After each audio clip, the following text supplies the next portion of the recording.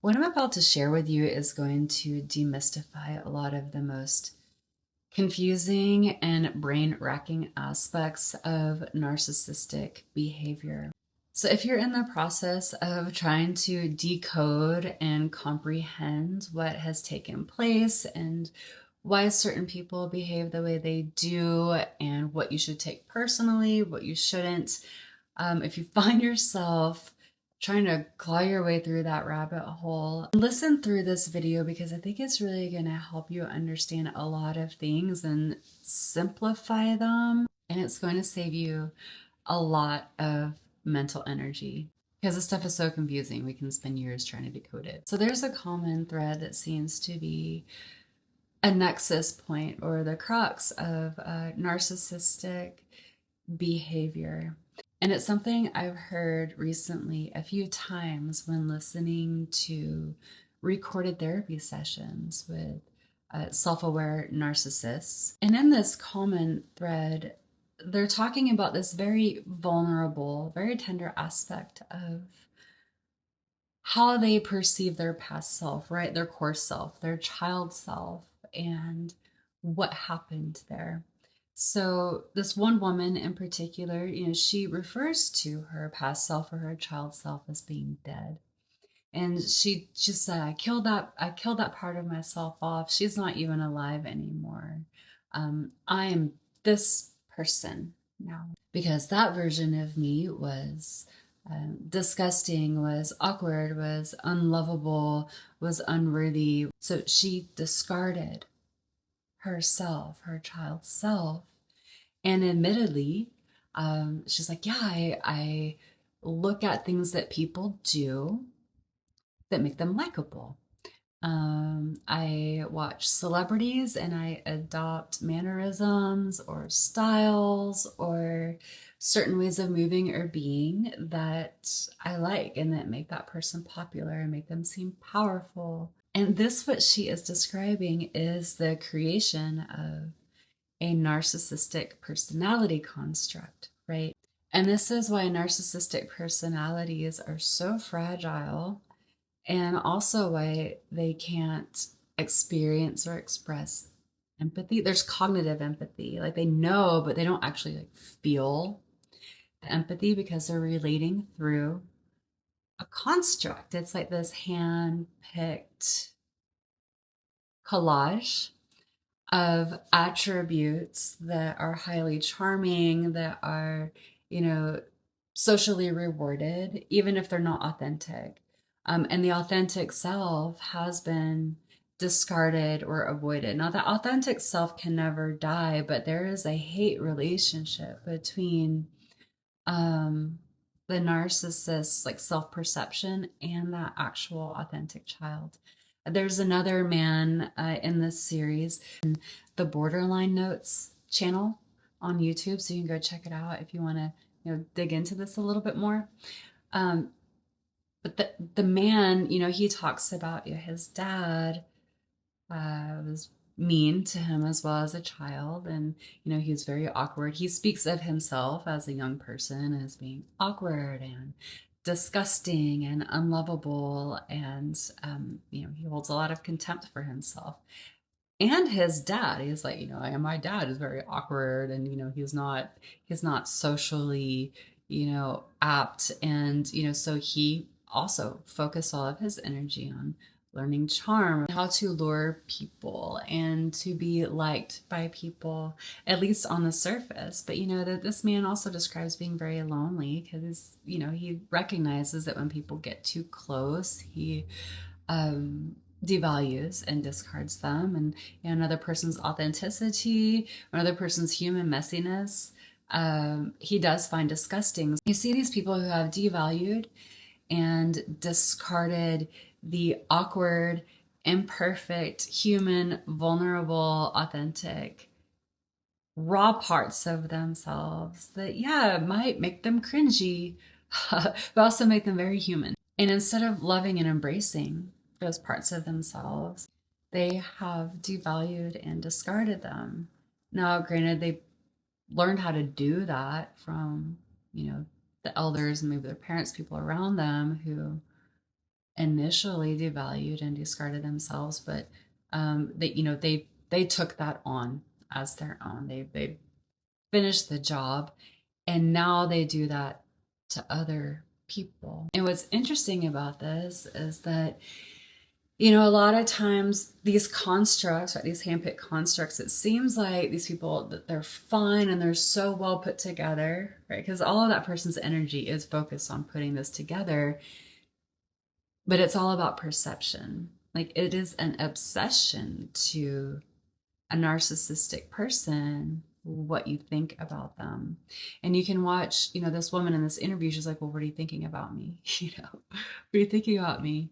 And it's so tender because she wants to be liked so much. Like, all of this energy goes into crafting this personality that is optimally likable by others. However, the sad thing is she's never going to feel liked and accepted because it's not her true self. Her true self is, locked in the dungeon back there, or dead, as she claims. She's like, that version of me is dead now.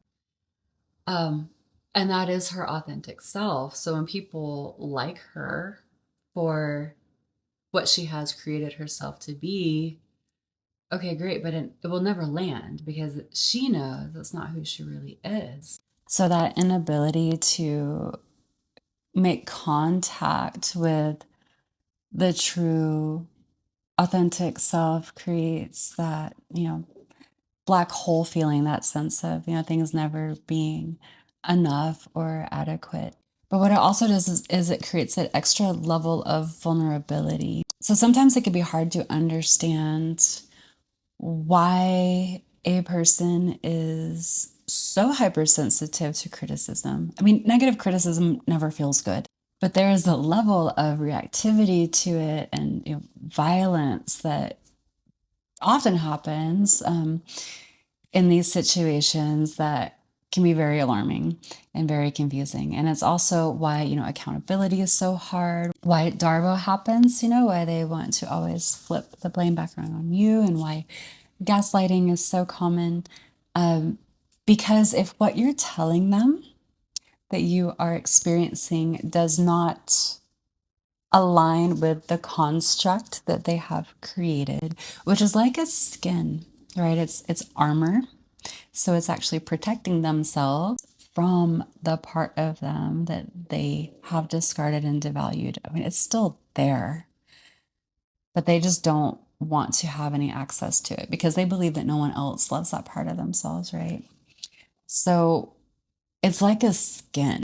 And when you start to see the hypocrisies or the inconsistencies there, like point out things that, aren't great, you end up getting a very, very volatile and intense reaction.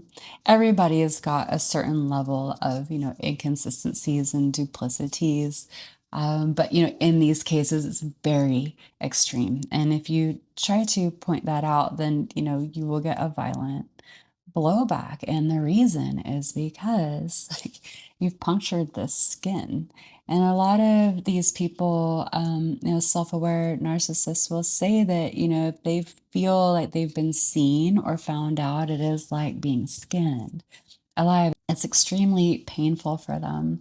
And that is what causes such a severe reactivity. That is why they have to instantly turn it around and blame you for it, or, make sure that it's not them, because they're trying so hard to uphold that personality construct so that they don't have to touch or face or feel their authentic part of themselves that they loathe so much. There was a time in my life when I was holding someone through a meltdown, and I didn't even really know about narcissism at that point, but I remembered them saying that, when they were young, they didn't feel like who they were or what they did or their life was worth anything to anyone. So then they started lying, like in middle school.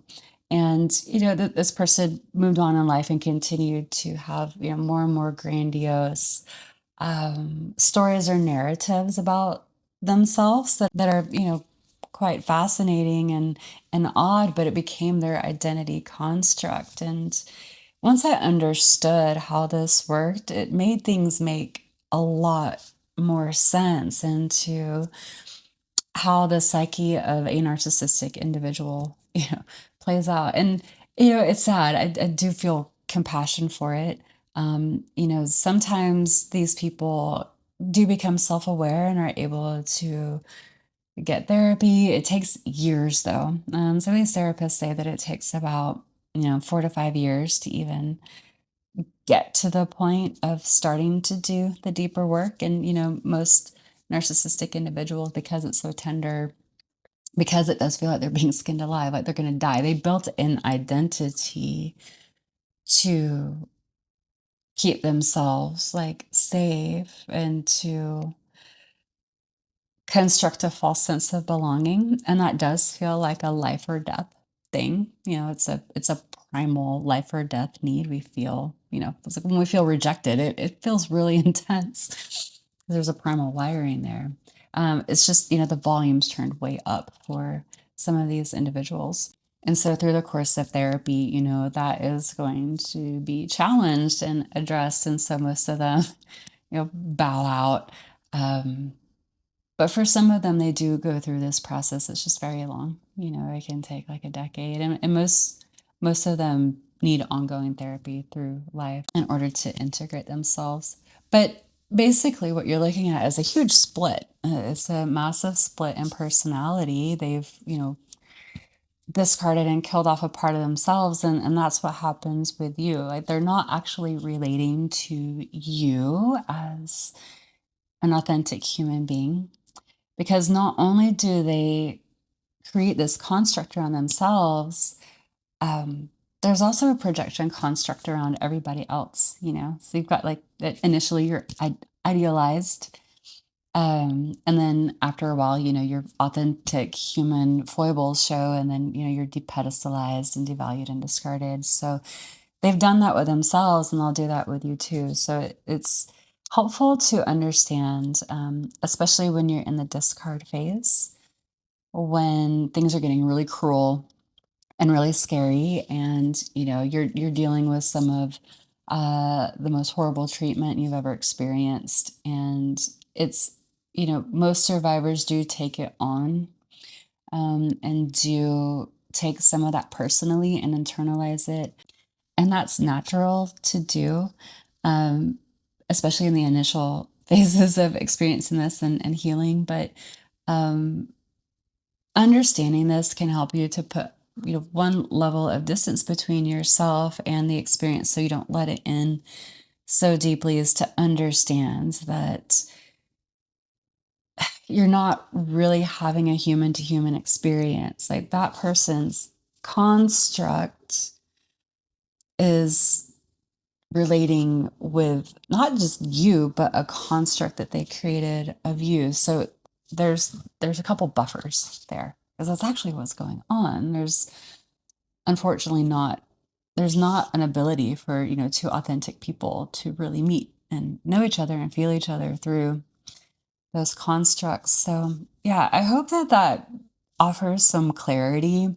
I know that it did for me when I heard these people very vulnerably and courageously speaking about, that internal experience of killing off the parts of themselves. And having heard that from, someone who actually set me on this journey of understanding all of this. Um, yeah, I understood that as to be a defining moment, or like a defining piece of this type of personality. And I'll add that, as we heal, the importance and the beauty of doing inner child work, like internal family systems, or even EMDR, soul retrieval, reparenting work, somatic work, like any kind of therapy that allows us to or supports us in embracing these exiled parts of ourselves, because we all do have exiles. We all have parts of our inner child that we've shunned or pushed away. Um, we might not have completely like walled them off behind a construct, but all of us have tiny pieces of this. And that's why doing this therapy is so powerful, because it helps us integrate ourselves more and helps us grow more secure and stable. And, in those places where we have exiled ourselves, where we had a traumatic experience when we were very young, it's very common to have a spot of arrested development where we might get overly triggered, where we haven't quite healed that. So doing these kinds of therapies really help us to integrate and help us to mature and become more whole and more stable in ourselves, and also to treat ourselves and our loved ones so much better. It enriches our relationships and just our life and our everyday sense of well-being. So I hope that clarifies some things. And if you found that helpful and you want more support or guidance through healing from this kind of dynamic, any kind of heartbreak or betrayal, trauma, or narcissistic abuse, I am beginning my 13-week program called Heartbreak Alchemist on June 2nd. There's a link to that in this video description, and I also have some spots open for one-on-one support if that feels good to you. You can also find those links below. All right, much love to you, and I'll see you in the next one.